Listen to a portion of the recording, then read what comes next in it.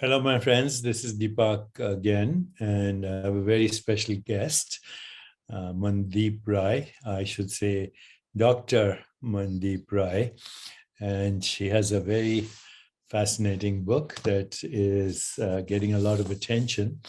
It's called The Values Compass: What 101 Countries Teach Us About Purpose, Life, and Leadership. As I said, getting rave reviews from everyone. I hope you'll get a chance to buy it and read it, and it'll add a lot of richness to your life experience and will help you unfold your own greatness. So first of all, Mandeep, thanks for joining me. It's wonderful to have you. Thank you for having me. It's a real delight to be with you. Okay.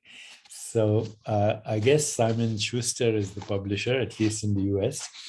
Let's start with a little bit about your background. I know you went to Harvard Business School, etc.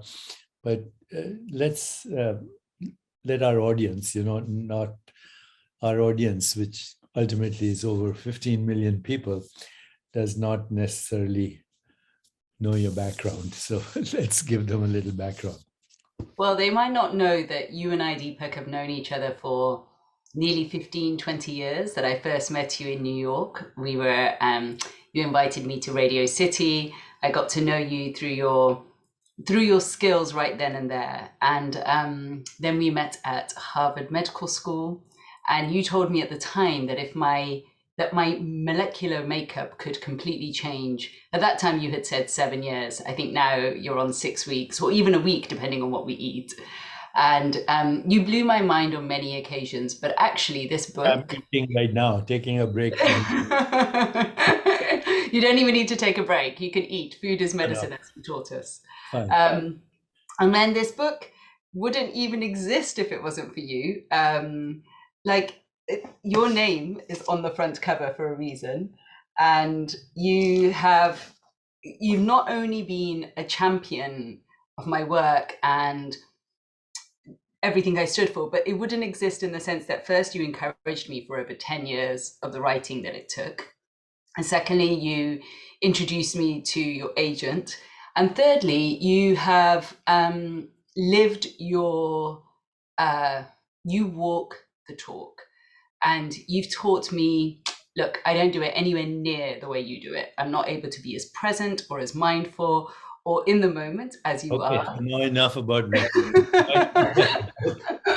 I can't help it when you talk about who I am. A lot has come from you. A lot has come from you. That's all I'm trying to say. Okay. So, who am I? What was the idea behind the book? Okay, so the idea behind the book is that we are always making our decisions according to our values. It's almost like the software that is operating our hardware. And in reflection to what you speak about in terms of the narratives we create for ourselves, our narratives, the story is often coming from our values. And yet no one really talks about values. We don't talk about, you talk about values through love, through compassion, through empathy. But people in their everyday lives just react. They don't necessarily actively choose their values. And so this book is a tool that helps you step back. And if we're going into the non-local, if we're really thinking about who am I, why am I here, it gives you a moment to actively make a choice, so that you're not just coming from a place of your reconditioned, reprogrammed story, but you're coming from a place of optionality and infinite possibility. But actively, as in the book takes you through a process that helps you figure out the values that matter most to you, and it encourages you or guides you to choose 5 and helps you prioritize your top 5 out of the zillion that there are in the world, and gives you a practical 101 that have been exemplified through different countries and different ways of practice and different ways of being. And once you've chosen your top 5 and you've prioritized them, you find yourself walking the talk too. You find yourself walking towards the legacy that you have actively chosen. So that's in essence what the book is about. Okay, so now before we go into a little more details about the book, because your subtitle says what 101 countries teach us about purpose, life, and leadership. Before we go into that, a little background, I've been studying values for a while as part of leadership traits, and I do what is called a soul profile or a values profile by asking people to write down maybe one or two phrases or sentences around the following questions and describe your peak experiences. What is your life purpose? What is your contribution to the world? What does a good friendship mean to you? What do you look for in a relationship? What you give, what you receive? Who are your heroes and heroines in history, mythology, religion, etc.? And also, do you have any mentors and why? And what else I was thinking? Do you have heroes? What do you expect others to do in relationship? What are your unique talents and gifts? And ultimately, what do you want out of life? And what are you grateful for? So these are some of the questions I get, and I get a diversity of responses. And, in the past, I've also, not in the past, actually, even now, I work with the Gallup organization, which does a lot of surveys on well-being, on happiness, etc.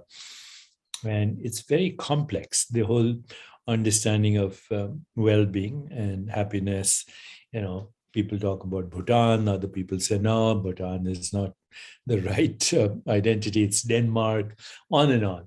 So, this is not an exact science. And yet, and I'd like your take on this, because, when you identify these countries, and you've done a very good job in kind of mapping out the terrain in the values of different countries, I'm just looking at the book, so part one, change values, China, Democratic Republic of the Congo, Cuba, Denmark, etc.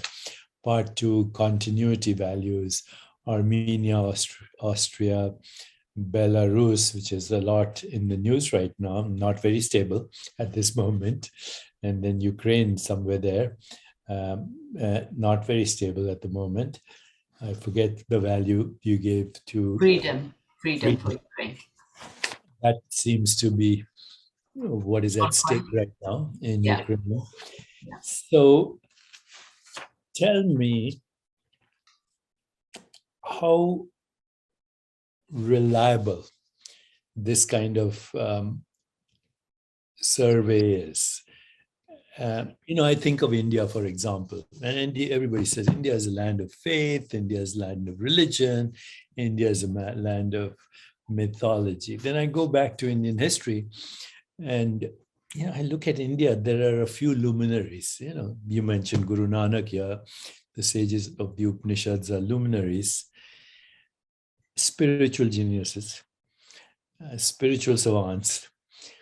But I don't think it applies to the rest of India, which is still bogged down, and at least the politics and influence peddling, cronyism, corruption, bureaucracy, and much, much more. In fact, when I look at political leaders across the world, with a few exceptions, very few exceptions, very few, like maybe Angela Merkel or the Prime Minister of Ireland, or New Zealand, they're all gangsters, including your own Prime Minister, Boris Johnson. They're gangsters. And, we're not being honest about this. So what we tend to do is, at least I think society tends to romanticize around the luminaries of a society. Greek mythology. Okay, Aristotle, Socrates, Parmenides, Pythagoras. Wow, what a great civilization. But at the same time, sexism, slavery, feeding handicapped people to lions, what's your take? I mean, should we be romanticizing, or should we be totally honest about these values? And who has the, can anybody honestly say, maybe these are values to aspire to, but are they actually what's happening in Bhutan, in India, in Ukraine, in Belarus, where, I was teaching meditation and yoga to thousands online in Belarus. And now a bunch of them are under house arrest or arrest. And I don't even have access to these yoga teachers and meditation teachers who are amazing people that were part of my, social network or ecosystem. So take it from there. I want your insight. Okay, so firstly, you spoke about Gallup and the complex study that is the study of, whether it be in the case of Gallup, strengths, the strengths finder, or values, or this is a complex science, and I wouldn't even call it a science. I don't even think we're there yet. And you're absolutely right in terms of painting have I painted a romanticized picture, is your question. And I would say my aim was not to paint any type of picture. My aim was simply to, I could have spoken about values in a very dry way. I could have spoken about values in a very academic way. And there are many books on values like that, but they don't fire your imagination. They don't show you examples of where it's happened well or where it hasn't happened well. Now, humans are complex beings. Humans have a duality. There is no human being that is able to say that they practice any value in its essence. Not only that, but also any value to the extreme is detrimental anyway. Even love, even caring for another or compassion. There is duality even within a value. So when we talk about amazing human beings, we might be talking about their intention, but all of us have our own struggles, and countries are made up of us, are made up of people. So you're right to talk about the gangsters that are ruling the world right now. What are the traits that get leaders into those positions of power? Often it's these gangster tendencies, and often the gangster part of us is the part that votes them into power. I've just come back from Barbados, where Mia Mottley was just voted in. There are, to your point, some leaders that you might respect. So you named New Zealand, Ireland, I might name Barbados or Bangladesh. My point is simply that by taking you around the world, I was simply trying to show you a colorful way of these values as you might experience them. So when you go to India, you might indeed, and many people have, gone to India for a form of spiritual experience, or you definitely have more conversations around spirituality than you might do in, say, somewhere like Belarus. That's not to say Belarus is not spiritual or that India is definitely spiritual. It's simply saying that the geography, the history, the social, political, economic climate of different parts of the world have created slightly different cultures, and different cultures have utilized different values to get the best of themselves. So we see it a more of an entrepreneurial mentality in America. We do see a striving or a fight for freedom in Ukraine. It's a historical fight. It's not something that's just come about now against Russia. It's something that has been there for many generations. We see this kind of fortitude or this strength or this resolve in Russia against it or in reaction to it. It's almost like siblings. The first child or the eldest child normally takes a particular constitution or has a particular nature, and the second child will have a reaction to that nature. The world is just the same type of playground. And so all I'm trying to do is not ask you, am I accurate to put Heron Bay togetherness next to Kenya? I'm more asking you, what would having solidarity or having togetherness or having entrepreneurship or having love or whichever one of those values you choose, if that was part of your life, how would your life be different? If you were to put more of an emphasis onto that value, how would your life be different?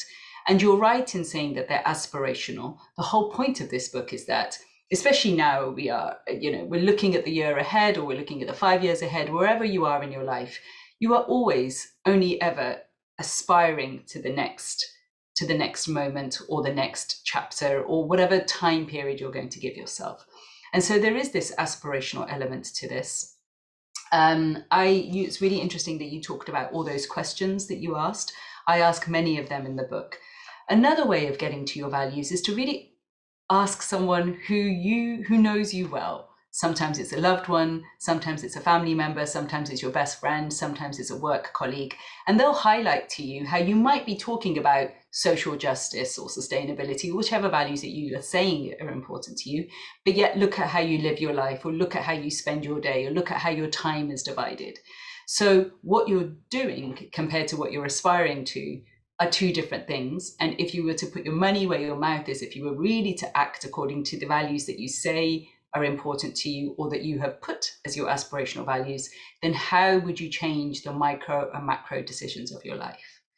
And so the point of this book is to give you many different examples of how values are operating in different communities, or different, or just even my subjective experience. And then it evolves. Each chapter begins with an experience. It then shows you the kind of social political dynamic. It then has like a deep study of each place, and then it brings you out to, well, what would your life look like if this value was more present?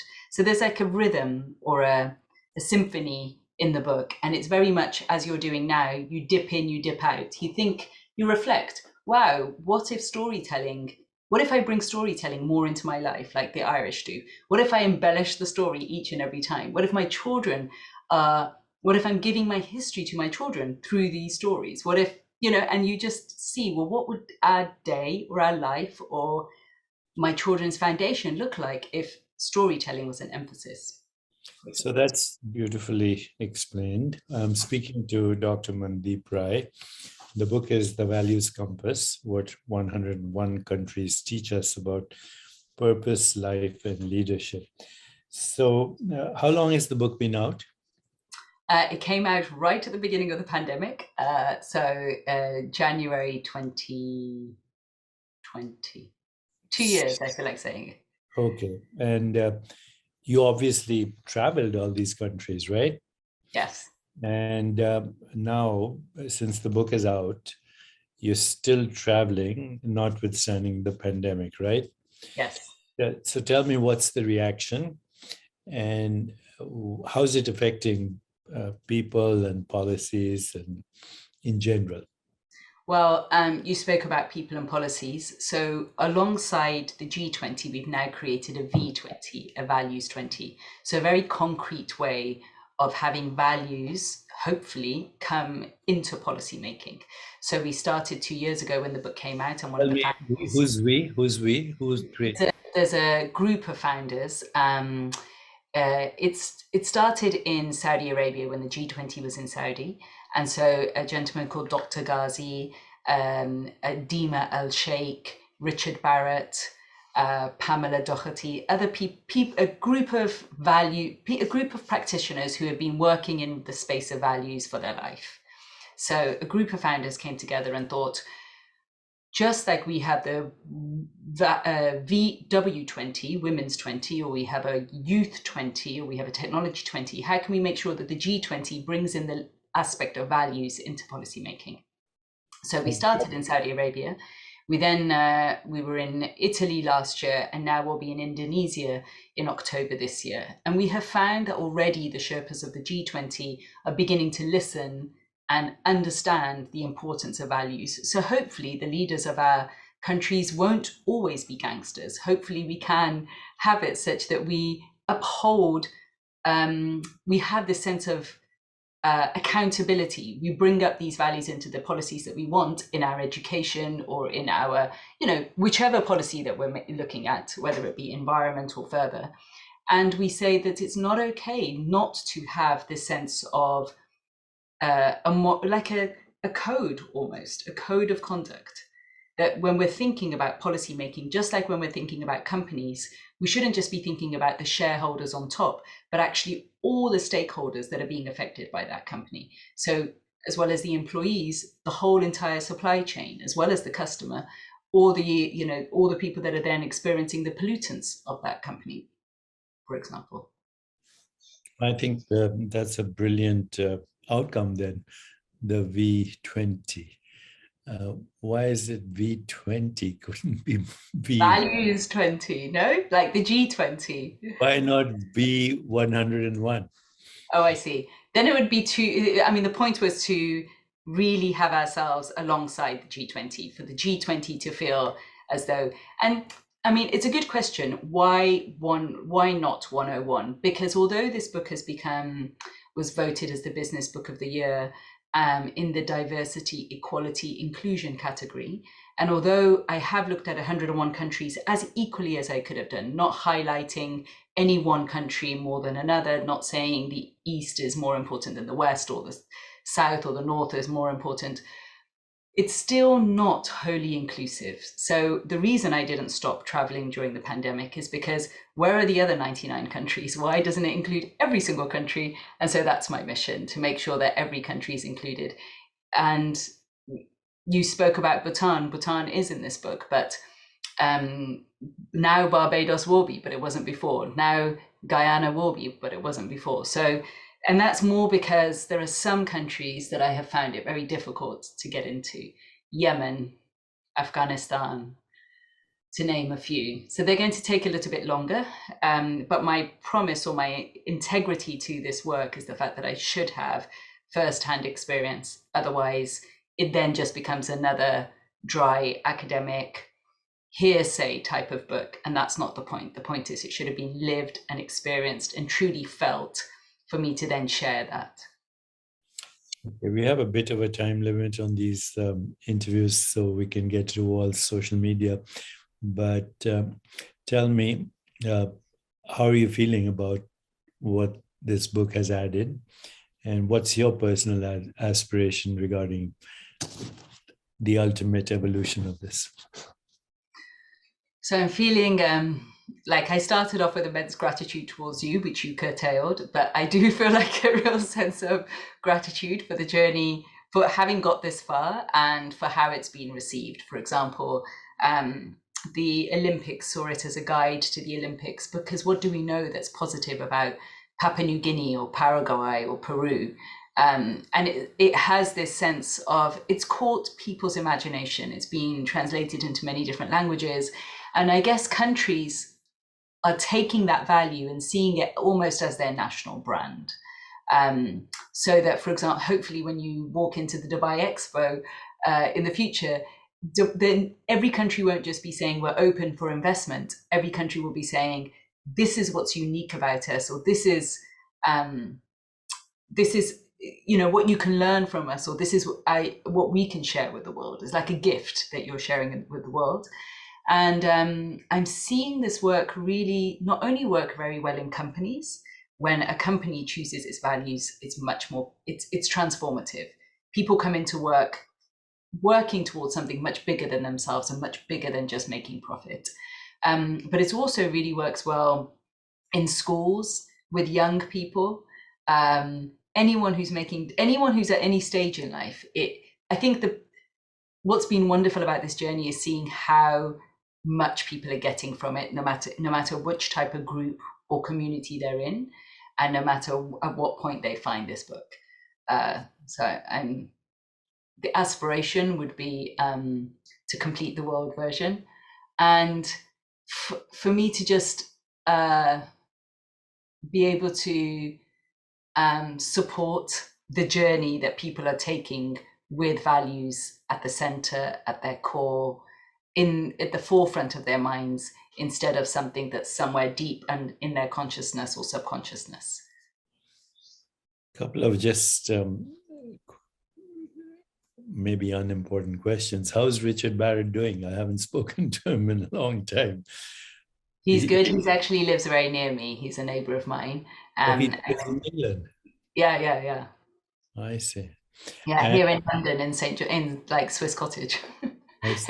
And spends a lot of time in Tuscany, in Italy. Yes. And you've been healthy, your family is healthy, everybody's good? Yes, thank God, touch wood. I think the pandemic has been a real eye-opener where we've put health at the front and center. And the whole world putting health at the front and center, I think, it's been helpful, right? It's been a helpful shift. I'm not saying the pandemic has been good, but there are some key lessons that we needed to learn. My very special guest has been Dr. Mandip Rai. The book is called The Values Compass: What 101 Countries Teach Us About Purpose, Life, Ethics, and Leadership. I've enjoyed reading it. I will read it again. And I think you're adding a lot of value. So thank you. And, one of the visions of the Chopra Foundation, which is a nonprofit, is to reach a critical mass of consciousness for a more peaceful, just, sustainable, healthier, and joyful world. Those are very carefully chosen, those words: more peaceful, sustainable, just, socially just, economically just, gender justice, on and on. And sustainability and peace and health and joy all go together. So this book is a very valuable addition to that. I thank you for it. And let's stay in touch and see how else we can support you. Okay? And also, I'd love to, at some point, have it so that it's more interactive. I know this has been very much you questioning me, but I would really love to give back. So yes, I'd really appreciate that. Thank you. Thank you. Thank you, Mandip. Okay, Take care. Lots of love and stay healthy. Okay? Thank you, Dr. Deepak. Thank you.